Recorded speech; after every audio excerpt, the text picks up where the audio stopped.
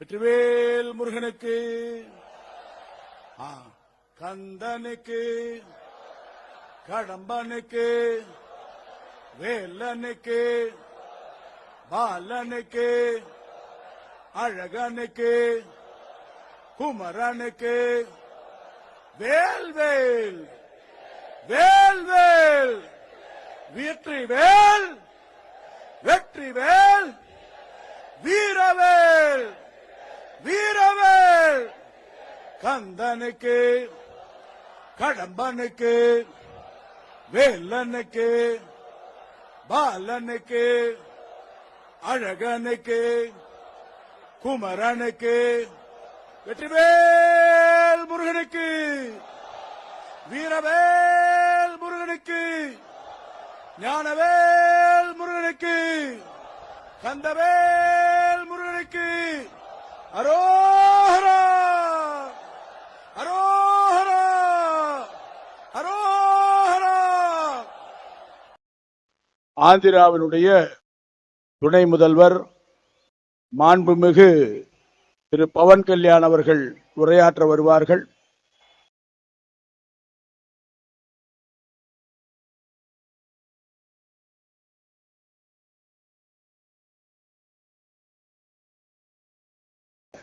அவருக்கு நம்முடைய மாநில நிர்வாகிகள், நம்முடைய மாநில தலைவர் அவர்கள் மாலை அணிப்பார்கள்.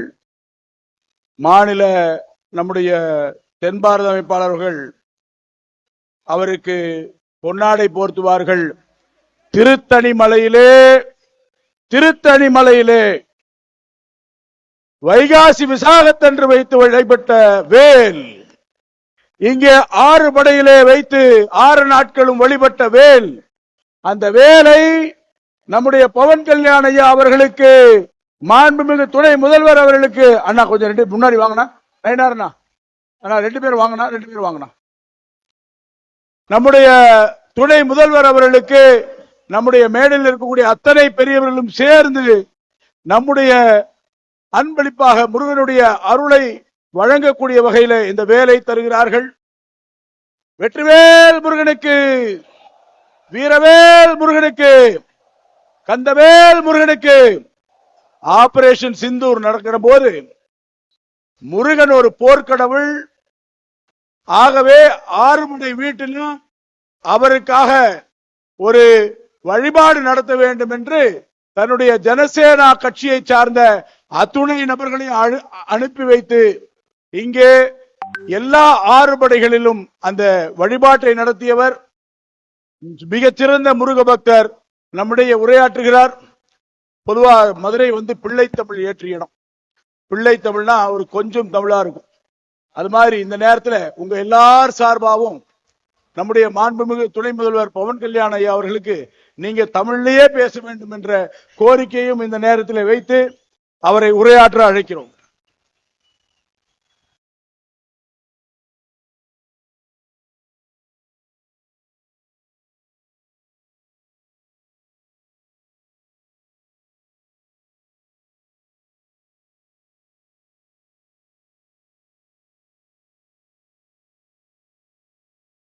முருக பெருமானுக்கு வணக்கம். மதுரைக்கு வணக்கம். மதுரை மக்களுக்கு வணக்கம். முருக பக்த மாநாட்டை நடத்தும் இந்து முன்னணிக்கும் இந்து முன்னணியின் தலைவர் திரு காடேஸ்வர சுப்பிரமணியம் அவர்களுக்கும் வணக்கம். ரத்ன சஷ்டி கவசத்தை இசைத்த லட்சோப லட்சம் பேரில் இருக்கும் ஒவ்வொருவருக்கும் வணக்கம். மேடையில் உள்ள தலைவர்களுக்கும் எல்லாருக்கும் வணக்கம். மேடையில் இருந்த திரு வன்னிராஜன் அவர்களுக்கும், திரு பக்தன் அவர்களுக்கும், திரு அண்ணாமலை அவர்களுக்கும், திரு எல் முருகன் அவர்களுக்கும், திரு வானதி ஸ்ரீனிவாசன் அவர்களுக்கும்,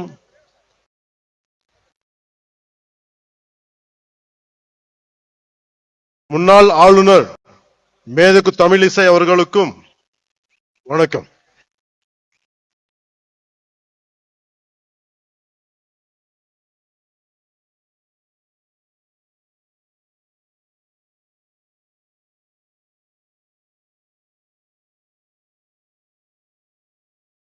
தமிழ்நாடு பிஜேபி தலைவர் திரு நயினார் நாகேந்திரன் சாதனை சேதார் நாகேந்திரன் என்று ஆகி போகிறார். அவருக்கு என் வணக்கம்.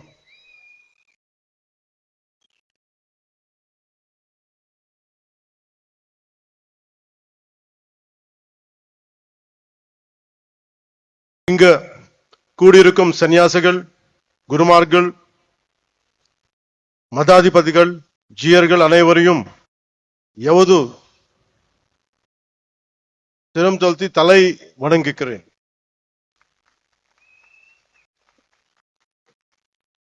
என்னை மதுரைக்கு வரவழைத்தது முருகன். அந்த வெற்றிவேல் முருகனுக்கு என்னை வளர்த்தது முருகன். அந்த வீரவேல் முருகனுக்கு எனக்கு துணிச்சல் தந்தது முருகன். அந்த சுரவேல் முருகனுக்கு, மதுரைக்கும் முருகனுக்கும் நெருக்கம் அதிகம். முருகனின் முதல் அறுபடை வீடும் கடைசி அறுபடை வீடும் மதுரையில் தான் உள்ளன. மதுரை என்பது மீனாட்சி அம்மன் பட்டினம். மீனாட்சி அம்மன் தாய் பார்வதியின் அம்சம். எனவே முருகனின் தாயாரும் மதுரையில் தான் உள்ளார். முருகனின் தந்தை சிவபெருமான் முதல் சங்கத்துக்கு தலைமை ஏற்று மதுரையில் தான் இருந்தார். எனவே இந்த மதுரையில் தாயமே இருக்கிறார், தந்தியம் இருக்கிறார், மகனும் இருக்கிறார். அப்படின்னா மதுரை மக்கள் எத்தனை புண்ணியம் பண்ணி இருக்க வேண்டும். அந்த புண்ணியத்தின் விளைவாக பசும்பொன் முத்துராமலிங்க தேவர் அவதரித்தார். தென் தமிழ்நாட்டின் மாபெரும் தலைவர் பசும்பொன் முத்துராமலிங்க தேவர் முருகனின் அவதாரமாக கருதப்படுகிறார். அவர் சிலைக்கு அருகே மயிலும் வைக்கப்பட்ட உள்ளது. தேவர் மூலம் மனித உறவில் முருகன் வாழ்ந்தார். அந்த பசும்பொன் முத்துராமலிங்க தேவரை தாழ் பணிந்து வணங்குகிறேன்.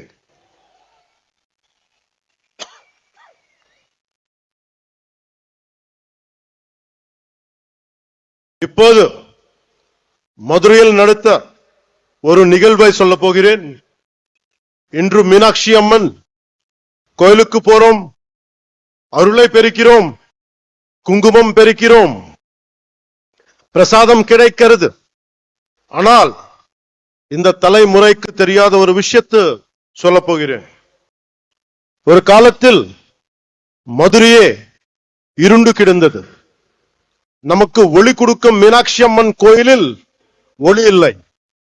நமக்கு சிந்தூர் கொடுக்கும் மீனாட்சி அம்மன் கோயிலில் சிந்தூர் கொடுக்க ஆள் இல்லை. எந்த ஒளிப்பாடும் இல்லை.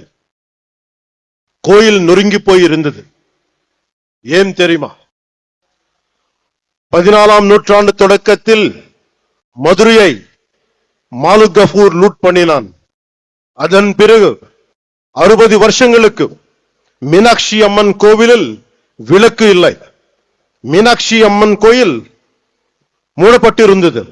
அது மதுரையின் இருண்ட காலம். 14ஆம் நூற்றாண்டின் முடிவில் மதுரையில் மீண்டும் ஒளி பிரிந்தது. அந்த ஒளி விளக்கை ஏற்றி வைத்தார் விஜயநகர இளவரசர் குமார கம்பனன். இதுல இருந்து என்ன தெரிந்தது? நமது நாட்டு நம்பிக்கைக்கு அழிவில்லை. அதும் யாராலும் அழிக்க முடியாது. நமது கலாச்சாரம் ரொம்ப ஆழமானது. நம்மை அசைக்க யாராலும் முடியாது. கன்னியாகுமரியிலிருந்து காஷ்மீர் வரை நமது அறம் ஆழமாக இருந்தது. அது இன்றும் ஆழமாக இருக்கிறது, இனியும் ஆழமாக இருக்கும். இதுதான் இந்த தெய்வீக பூமியின் பலம். முருகனின் வடிவத்தில் நமது அறம் தொடர்ந்து தலைக்கிறது. அறம் என்பது என்ன? உலகை தீமை சூழும் போது அதை அறுப்பது அறம். எல்லோரையும் சமமாக பார்ப்பது அறம். தீவர்களை செய்வது அறம். தீவர்களை வதம் செய்வது அறம். அதன் பெயரே புரட்சி. அது செய்பவரே புரட்சி தலைவர். எனவே உலகின் முதல் புரட்சி தலைவர் முருகன் பெருமாள்.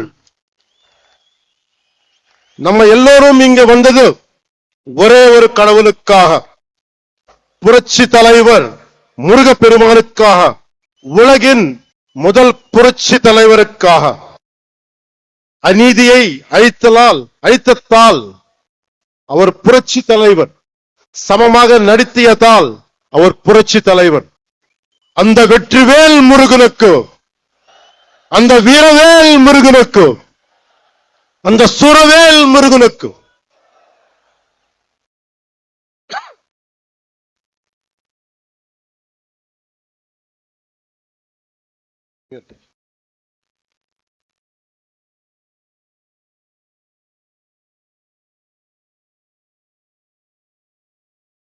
ஒரு கட்சி தலைவர் கேட்கிறார்,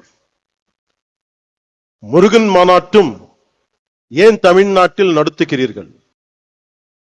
யூபிஎல் குஜராத்தில் நடத்த வேண்டியதுதானே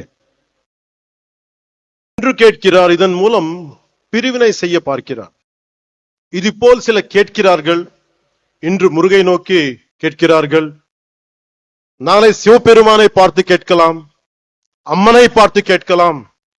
இந்த சிந்தனை மிக மிக ஆபத்தானது. அதை பற்றி சொல்கிறேன். இந்த சிந்தனை ரொம்ப காலமா இருந்தது. அதை பற்றி சொல்கிறேன்.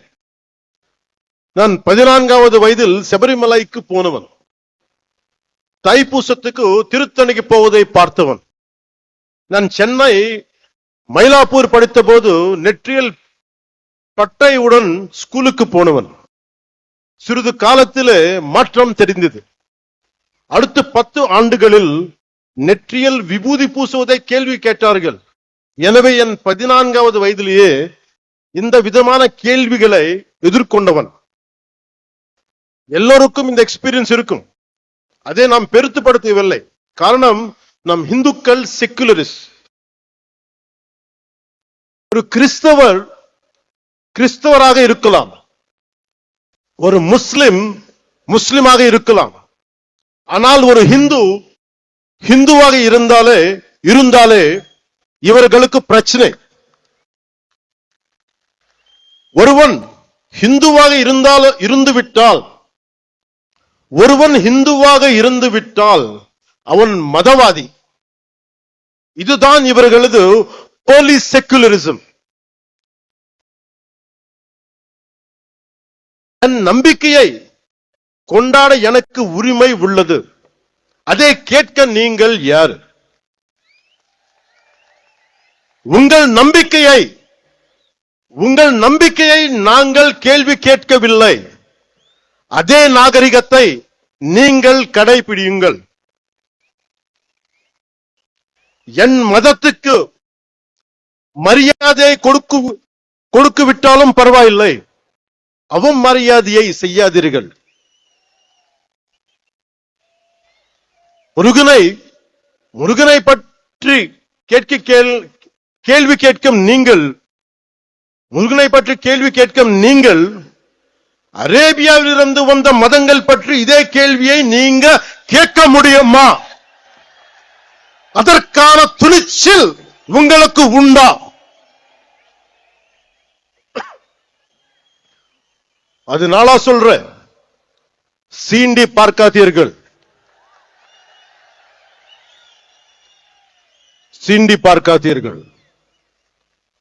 சாது மிரண்டால் காடு கொள்ளாது.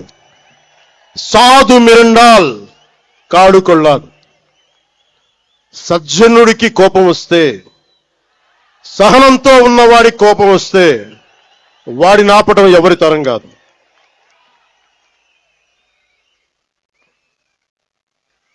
முருகன் தமிழ் கடவுள். ஆனால் அவர் எல்லா இடத்திலும் பறந்து இருக்கிறார். வட இந்தியாவில் கார்த்திகேயராக, ஆந்திராவிலும் கர்நாடகத்திலும் சுப்பிரமணியராக, தமிழ்நாட்டில் முருகராக இருக்கிறார். முருகப்பெருமான் உலகம் முழுதும் பறந்து இருந்தாலும் அவரது பாதம் தமிழ்நாட்டில் ஊன்றி இருக்கிறது. எனவே அவரது மண்ணை வணங்குகிறேன். அதனால்தான் முருகப்பெருமானுக்கு மதுரையில் மாநாடு நடக்கிறது.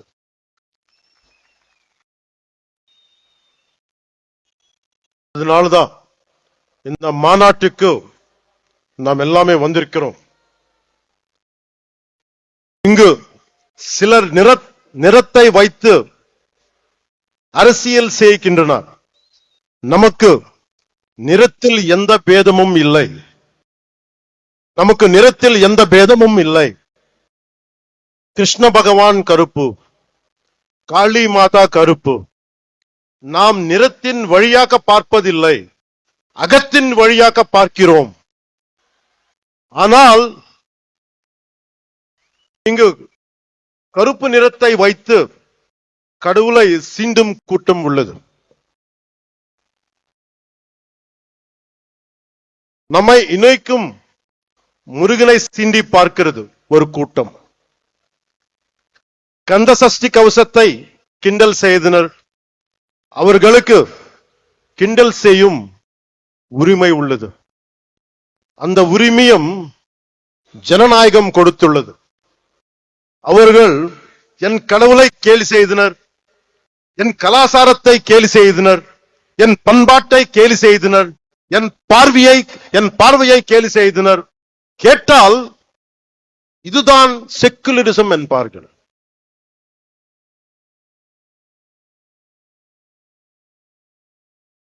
மற்றவர்கள் நம்பிக்கையை கொச்சைப்படுத்த அவர்கள் யாரு?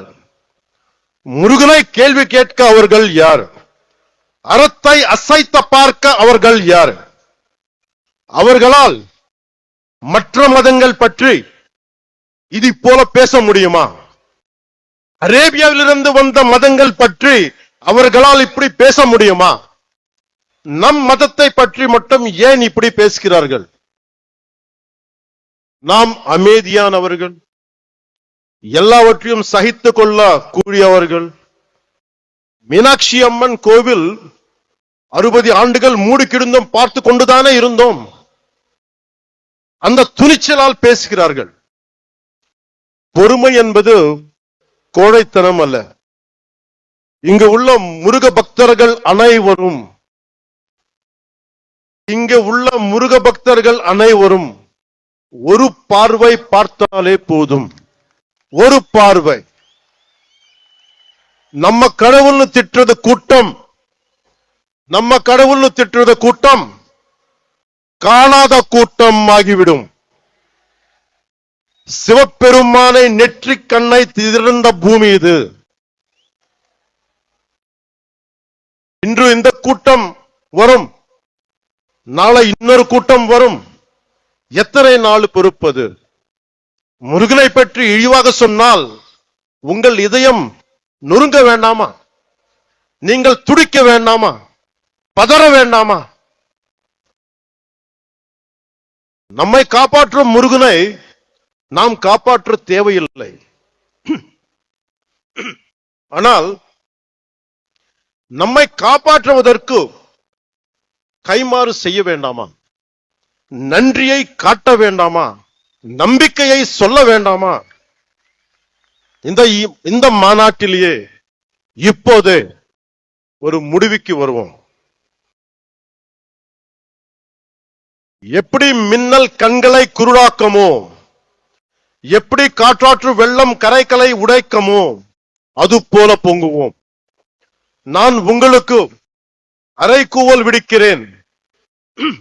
அநீதியை தட்டி கேட்க திருளுவோம். அறத்தை காக்க அனைவரும் எழுவோம். முருகன் நீதியை காப்பாற்ற புறப்படுவோம். இந்த முருகுப்படை திற்றது கூட்டத்தை தகுர்க்கும். இப்படை தோற்கின் எப்படை வெல்லும். இப்படை தோற்கின் எப்படை வெல்லும். அன்பு என்பது பலவீனம் அல்ல, அது துணிவின் அடையாளம், வீரத்தின் ஆன்மா, வெற்றியின் படிக்கட்டு. அன்பால் இணைவோம், ஆவேசத்தால் வெல்வோம். சூரபத்மனை வதம் செய்த புரட்சி தலைவர் பாருங்கள். இது கலியுகம். முருகன் நேரில் வரமாட்டார்.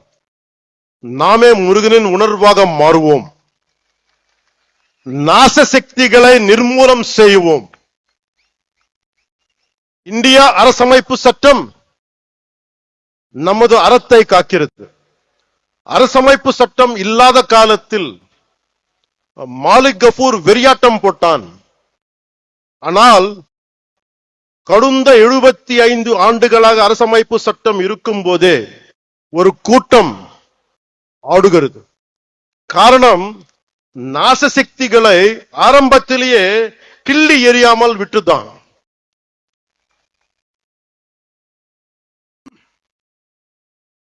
மகாகவி பாரதி சுந்தர தெலுங்குன்னு சொல்லியிருக்கார்.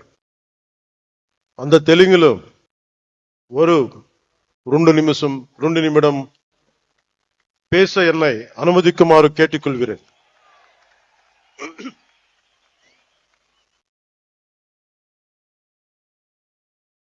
சொல்றதுக்கு முன்னாடி செக்குலரிசம் பத்தி சொல்றேன். நம்ம நாட்டுல secularism is a convenient word for a lot of people in our country. Specifically, atheists who doesn't believe in God. Hindu மத்த மதங்கள், what these atheists say, they don't believe in God. நம்ம கடவுள் நம்ப மாட்டாங்க. கடவுள் நம்ப மாற்றுறது இல்லைன்னா எல்லா கடவுள் நம்ப கூடாது. பட் இந்த நம்ம நாட்டு எத்திஸ் எப்படின்னா only Hindu கடவுள் நம்ப மாட்டாங்க. That is the definition of secularists of our country, atheists of our country. This is the issue of our country. Secularism means no discrimination against anybody in the name of religion. நம்ம நாட்டுல secularist வந்து no discrimination against anybody in the name of religion except Hinduism, except Hindu gods and Hindu culture. Hindu culture ne திட்டிட்டேங்க, Hindu gods ne abuse பண்ணிட்டேங்க. That is secularism for them. They don't have the guts to point out any other religion except Hindu dharma. இந்த நாத்திகர் கூட்டத்துக்கு, secularist கூட்டத்துக்கு அரசமைப்பு சட்டம் கொடுத்த one great weapon is there. அது என்ன? freedom of speech, பேச்சு சுதந்திரம், இஷ்டத்துக்கு பேசுறது. நம்ம கடவுளை திட்டுறது பழக்கம் ஆயிடுச்சு. இவர்கள் கடவுளை திட்டினாலும் நம்ம எல்லாரும் கோவப்படக்கூடாது, கவலைப்படக்கூடாது. ஏன்னா அது பேச்சு சுதந்திரம். அவர் திட்டிட்டே இருப்பாங்க, நம்ம மட்டும் நிம்மதியா இருக்கணும். ஏன்னா நீங்க இந்துக்கள். இது மாறணும். This has to change. If this does not change, it would be very difficult to sustain our religion, our dharma. Anywhere in our country, being a Hindu, I'm not a fanatic Hindu, I'm a committed Hindu. I respect Islam, I respect Christianity. Only na கேக்குறது என்னன்னா, don't disrespect my Hindu dharma. நம்ம அறம் பத்தி நீங்க எதுவுமே சொல்லாதீங்க. This is my pleading. 2000 Is there need to translate? Someone translate? இல்ல யாராவது இருக்காங்களா டிரான்ஸ்லேட் பண்றது தெலுங்குல?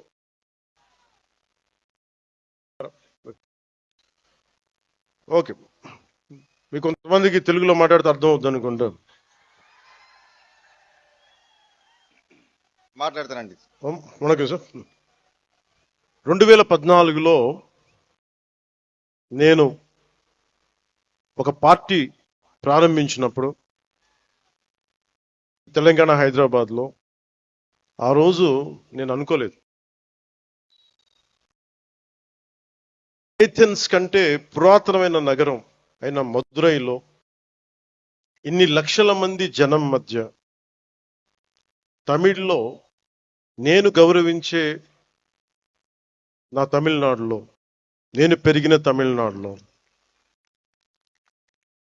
నేను ఇష్టపడే తమిళ సంస్కృతి, నాకు సంస్కృతి బీజాలు పోసిన తమిళనాడు,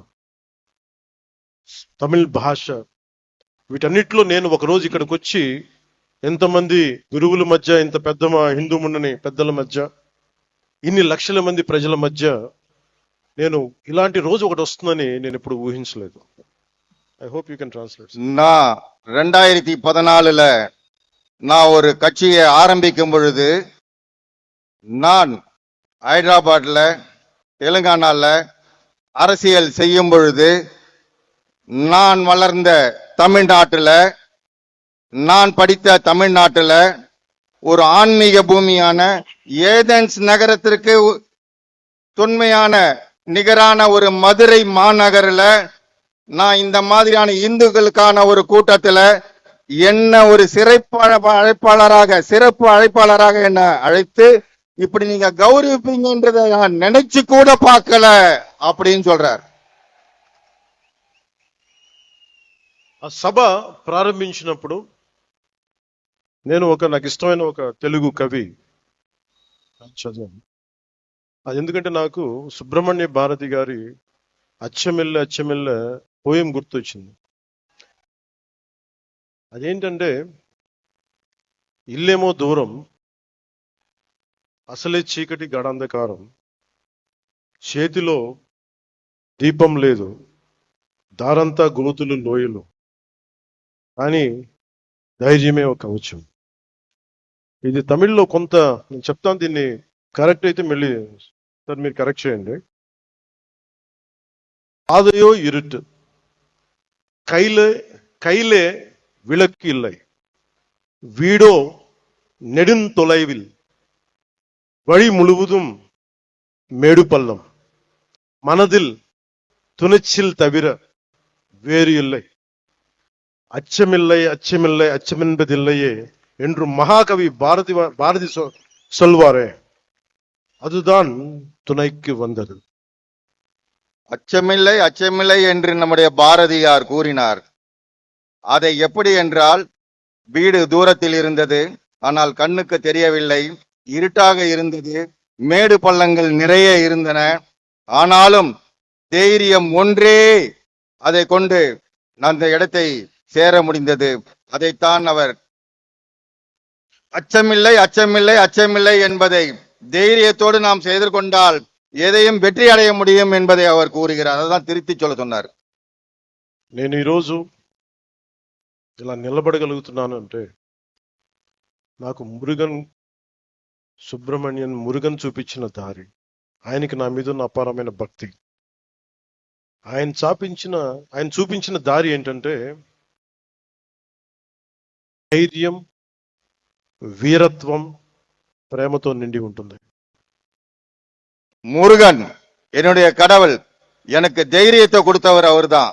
அவர் கொடுத்த ஒவ்வொரு வழியையும் தைரியத்தையும் பார்த்துதான் இன்னைக்கு நான் இந்த இடத்துல நிக்கிறேன்றத சொல்றாரு அவர்.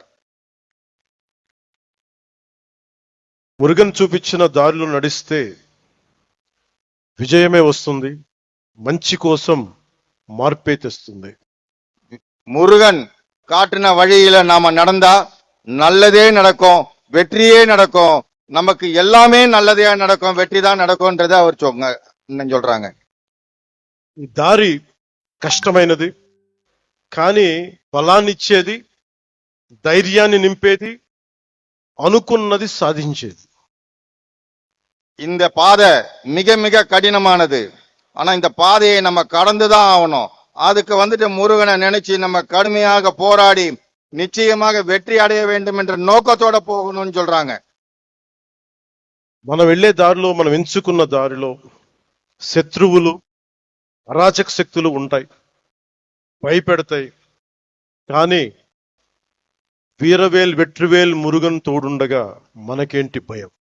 நம்முடைய பாதையில ராட்சசர்கள், கடுமையான கொடுமையான ராட்சசர்கள் இருக்கிறாங்க. அந்த பாதையில நாம போகும்பொழுது வீரவேல் வெற்றிவேல் என்று சொன்னால் அந்த ராட்சசர்கள், கொடுமையானவர்கள் ஓடி போய் விடுவார்கள் என்று கூறுகின்றார். మార్పు అనేది ఒకటి. ఈరోజు మనందరం ఇక్కడ ఉన్నాం, గ్యాదర్డ్ హియర్. కానీ మార్పు తీసుకురావడానికి, ఆ మార్పుని తీసుకురావడం సాధ్యం, అంత ఈజీ, తేలిక కాదు. కానీ మనందరం కలిసికట్టుగా నిలబడి పోరాడితేనే వస్తుంది మనం అనుకుంటున్న మంచి మార్పు. நம்முடைய எண்ணங்கள் எல்லாம் நிறைவேற வேண்டும் என்றால் நிச்சயமாக நாமல் ஒன்றாக இணைந்துதான் இதற்கு இந்துத்துவலாக போராட வேண்டும் என்று சொல்கிறார். அப்படி ஒற்றுமையாக நாம் போராடினால் நிச்சயமாக நமக்கு வெற்றி கிடைக்கும் என்று கூறுகிறார். இந்த காலத்துக்கு பொருத்தமான எனக்கு பிடித்த திருக்குறள் ஒன்று உள்ளது. அந்த குறள் சொல்கிறது, சுண்டலிகள் ஆயிரக்கணக்கில் படை எடுத்தாலும் ஒரு நாகுபாம்பு பார்த்து சீறினால் போதும், அந்த எலிக்கூட்டம் காணாத போய்விடும். அதுபோல நமது எதிரிகள் எவ்வளவு பேர் இருந்தாலும் முருகனின் தந்தை சிவபெருமான் கழுத்தில் உள்ள நாகம் பார்த்தாலே போதும், காணாத போய் விடுவார்கள். உங்களுக்கு டிரான்ஸ்லேட் பண்ணணும்னு தேவையில்லை. எனவே மாற்றம் வருவது உறுதி. Change is bound to happen. మార్పు తథ్యం. మనం అనుకున్నది సాధిస్తాం, మన ధర్మానికి నిలబడతామని తెలియజేసుకుంటూ మీ అందరికీ நன்றி, வணக்கம். மாற்றம் ஒன்று மாறாதது. நிச்சயமாக தர்மத்தின் தலைமை நிலை நின்று, தர்மத்தின் பாதை நின்று நாம் ஜெயிக்கத்தான் போகிறோம், ஜெயித்து காட்டுவோம் என்று கூறி நான் வணக்கம் கூறுகிறேன். முருகனை நம்பினால் வெற்றிதான், முருகனை நம்பினால் உயர்வுதான், முருகனை நம்பினால் எழுச்சிதான். அந்த வெற்றிவேல் முருகனுக்கு அரோகரா, அந்த வீரவேல் முருகனுக்கு அரோகரா, அந்த சூரவேல் முருகனுக்கு அரோகரா. நன்றி, வணக்கம். மிக அற்புதமான ஒரு உரையை வழங்கிய மாண்புமிகு துணை முதல்வர் பவன் கல்யாண் ஐயா அவர்களுக்கு மனமார்ந்த மகிழ்ச்சியை தெரிவித்துக் கொள்கிறோம்.